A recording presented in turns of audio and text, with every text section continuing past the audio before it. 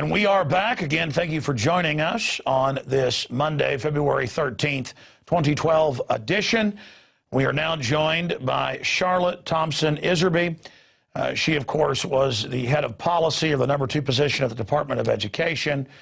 She'd worked in the civil service internationally before that. Her father and grandfather, of course, were members of Skull and Bones, and information that she gave to Anthony Sutton was used to basically break Skull and Bones wide open. And, of course, we've interviewed her on the radio covering that and produced a special report here for viewers of InfoWars Nightly News and viewers of PrisonPlanet.tv. But I wanted to get her on today because she's up in Maine to give us her view on what happened with Ron Paul. Ron Paul has had elections stolen from him before. We know in Iowa, the key areas like Ames, the university, where he was polling 50 to 60%, just didn't show up, even though they were voted at the precinct level. Karl Rove said the trucks were lost with the ballots. They're not carried by trucks. They vote and then post the results. The same thing has now happened in Nevada. They have just a couple percentage points reporting, and they said it was Mitt Romney. And now it's been so brazen in Maine that Ron Paul has come out and said there's evidence of fraud and that they are investigating it. And the New York Times also had the headline today, could Ron Paul still win in Maine? So a good job to Ron Paul. He doesn't like to look like a sore loser, but when there's open fraud, you've got to say something about it. So she wants to speak to that. Then we're going to get into education, why they're attacking the family, what this outcomes-based dog training is, instead of educating people or teaching folks how to learn and be open-minded. They're basically just conditioning them or brainwashing them with training instead of education. Now, they call the training education today. So we're going to be breaking that down with her and a lot more today. And we're also seeing this trend I want to ask her about before she leaves us, of where schools are now giving Norplant and abortions and even Gardasil shots to children as young as 11 and 12 without parental consent. And in England, they're telling them, don't even tell your parents. So this is the state taking over the family. Everything has really gone into high gear now. And she's going to break that down for us because she's one of the best known, probably the biggest whistleblower ever. With her book, Deliberate Dumbing Down, that I should add, was out of print for over a year, the big Dallas phone book size one. She's come out with a updated and abridged version that's only 500 and something pages long and available, I should add, at Infowars.com. Give this to every educator you know. Give this to the people on your school board. Give this to your pastor. This is full of documents and proves that it is a deliberate program to dumb down our society. Unrivaled work. And by the way, if you don't want a hard copy to give somebody, she's been gracious enough to put her book up for free on her website and to put up a lot of internal documents concerning the dumbing down that have never before been seen. Charlotte, thank you for joining us from your home in Maine. Good to have you with us. Well, thank you very much, Alex. And it is a big day. It's a big day in Maine for two reasons, which really do affect the country, both these reasons. The Ron Paul fiasco probably didn't come as much of a surprise to any of us who understand our Republican Party here that's totally controlled international socialists, as it might come to other people around the country who still think of Maine as being a conservative, rugged, rock-bound coast state. Ever since 1970, we've been going down the hill with restructured government, regionalism, everything you could possibly think of. Our schools got the gold medal from the U.S. Department of Ed in the 1970s for accepting most federal funding of the values-destroying programs. So that gives you an idea how Maine has changed. We're leading the troops now across the country, I think, and I'm going to explain that not just through the Ron Paul fiasco, but through information I received today, which deals with the complete takeover of our education system. There will no longer be private schools that are autonomous. They will be controlled by the federal government through tax money. This all is coming under school choice. I'm so pleased. I got the information an hour ago. I'm not pleased with the subject, but that I'm able to get this out to the people across the country. So that's what we're going to talk about. Now, Ron Paul, of course, he won in Maine. And the fact that he doubled the number of his votes from 4 years ago tells you something very, very interesting about Ron Paul versus Mitt Romney, doesn't it? He was, they say, 200 votes short. Well, it would be quite easy, you know, to have a 200 short vote if you would just eliminate one large, not that much population, but a large county, Washington County up north, where you have most of the Ron Paul people. So there's no question in my mind, and I can come out without sounding like sour grapes. And I don't think Ron Paul's always such a gentleman. Finally, he's indicated that there may have been some hanky-panky. We'll get to the bottom of this. And the most important part of this, though, folks, is that all the research that I've done, I've been involved since the 70s, and I've lived around the world. I've been in the Foreign Service, Department of Education under Reagan, got fired, all that stuff, wrote books. There's only one candidate that can save this country from being moved into something I know people do not want to hear.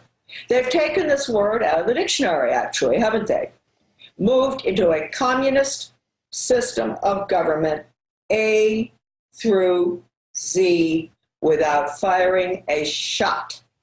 And I'm going to go through that with everybody today. And it doesn't make me happy to be able to give you this documentation. It has happened, folks. Good, you know, maybe it had to happen. You'll know it's true when it happens to you. It has happened today. And Charlotte, I want to get into that, but since you raised the Ron Paul issue, last week on the Nightly News, we showed the graphs where on average he got about 120% increase from 2008 in every state. In some places, over a 260% increase, or 2.5 times or more what he got. In every state, including Maine, he got over 100% more. But Nevada, he got the exact same amount of votes that he got 4 years ago. And the reports coming out of fraud. But then in Iowa, we were told there was fraud. And then 3 weeks later, the Associated Press had to admit they're throwing the whole Iowa thing out, but just giving it to Santorum. So now that election fraud's being admitted, they just move on. It's like Stalin said, I don't care who you vote for as long as I count the votes. But we have all these numbers, and look at how they've ignored him in the debates and given him, 89 seconds in the CBS debate, or the least amount in all the others. How they kept saying he can't win. And despite all that, he's still coming in first, second, or third place. No doubt he's the front runner.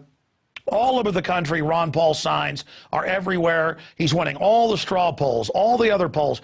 We're seeing fraud out in the open, and we're seeing Mitt Romney, Mr. Carbon Tax, Mr. Open Borders, Mr. Abortion, Mr. New World Order, being pushed by the system. You gave me a gift a few years ago when Rob Dew came back from interviewing you. It was a license plate from Maine, Ron Paul Vacation Land. We're going to show the viewers that. But, I mean, it really is sad that Ron Paul is the real winner, and the Soviet-style globalists are going to steal it from him. Yes, and as you really finished my sentence for me, Alex, that's pretty good. You usually aren't able to hang on to the end of my sentences as well as you did then. But anyway, you did. You finished what I was going to say. Ron Paul, I've been in this for years, as I pointed out before. Ron Paul absolutely is the only candidate that will save our way of life in the United States. And I want to point out that's a way of life for all of us, not just Republicans and Democrats and Catholics and Baptists and atheists. We're all one. We're Americans. We want to live under the Constitution. We don't want to live under UN Agenda 21. By the way, Rosa Cori did a beautiful job yesterday explaining what's going on out there with sustainable development and all, which is nothing but communism. So Ron Paul's the only one, and that's why they're terrified of him, because they can depend on Santorum and Gingrich and Romney and all the rest of them. They can be depended on to implement the international socialist, communist, totalitarian system, which Rowan Gaither at the Ford Foundation told Norman Dodd in the hearings in the early 50s was the plan to merge the United States with the Soviet Union. And that is exactly what we're looking at right now. And what I wanted to talk about, and I don't understand why this screen is black, but it is, and maybe it means, I don't know whether you can still see me, Alex. No, we can. You're doing great, joining us from Maine via... What I want to talk about, what happened today, verifies, and I wish it didn't, all the work all of us have done in regard to school choice. I'm going to read you something from the Maine Teachers Association. One of our good teachers, who's a great activist, gave this to me an hour before the show, and I'll just read it. Here we go, okay? News brief. Leading the way to great public schools for every Maine student. Our governor, who we really thought was going to be a good conservative, has turned out to be everything but, right? He's totally controlled by the Neoconservative Heritage Foundation and all of those groups. We have to remember that the left is having the right do its work for them right now. They have always worked together. There's no difference between the left and the right in this country. And as long as people believe there is, we can never solve this problem. They divide and conquer. So here we go. LePage, Governor LePage attacks profession and public education. Governor Paul LePage announced an education agenda that continues his attacks on the profession and public education. This is a synopsis of his plan. Teacher evaluation would be altered to enhance management authority and control of the profession. The definition of a probationary teacher who could be terminated with broad discretion is expanded to include a non-probationary teacher who demonstrates 2 consecutive years of ineffectiveness. The new definition of probationary teacher would go into effect this year. Evaluation systems must include multiple measures of effectiveness. This is for school to work, including student achievement as a significant factor, must be conducted regularly and must provide specific, timely, and relevant feedback. These evaluation systems are to be used for making personnel and staffing decisions, including reductions in force. Now, this is the biggie.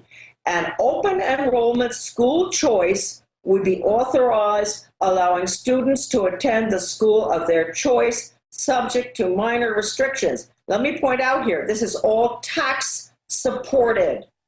That means that all the public schools, the private schools, the Catholic schools, the charter schools, the alternative schools, because they're all going to be receiving tax money, which means they're going to have to adopt the international, national, federal assessment system. And let me stop you right there before you go further, because people hear about making teachers do their job, all this stuff, getting rid of public education. Sounds good, as you pointed out, but what they're really doing is saying Bill and Melinda Gates put in maybe 1% of the money, the government puts in the rest, and they're taking over all the private schools, just like through faith-based initiative, they're federalizing all the major denominations of churches. Exactly. This is this centralized system. And you notice that Obama came out last week and said he's pardoning people with no child left behind, as if he can pardon states. It was always to test, as you pointed out, the dog training to make sure they were dumbing you down.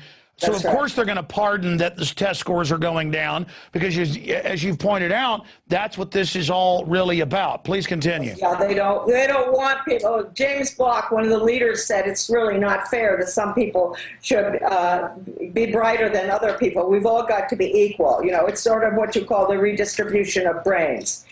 So here we go. Open enrollment school choice authorized for students to attend the school of their choice. Doesn't that sound nice? Okay, now here we go. Students can elect to attend public, private, religious, or for-profit schools. Now get this, and don't forget, the minute you take tax money, you're controlled, and you will take the national assessment, which is 60% attitudinal, all about the environment, all about humanism, no God, no nothing. Okay, now students can elect to attend any school they want, really. Funding from the state and local taxpayers at the state tuition rate would follow the student.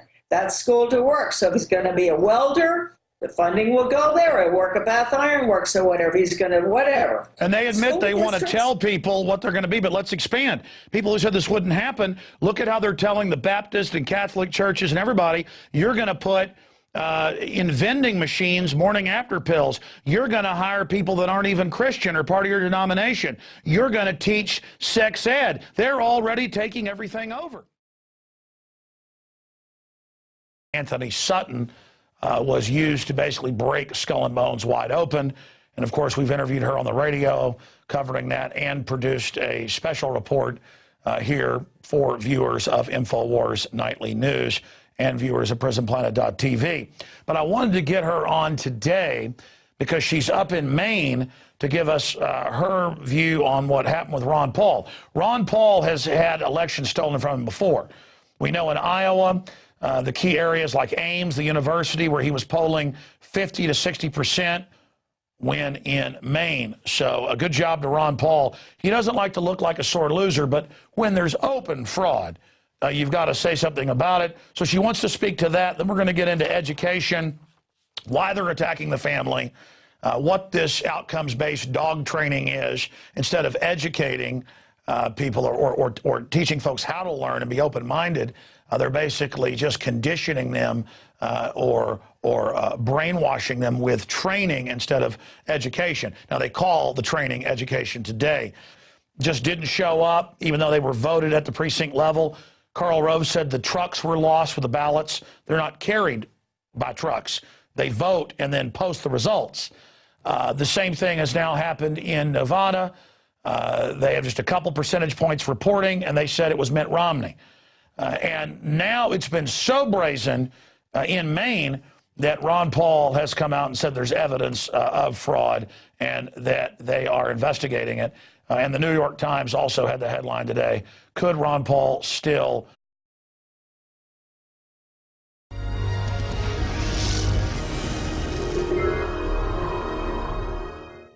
And we are back again. Thank you for joining us on this Monday, February 13th, 2012 edition. We are now joined by Charlotte Iserbyt. She, of course, was the head of policy of the #2 position at the Department of Education.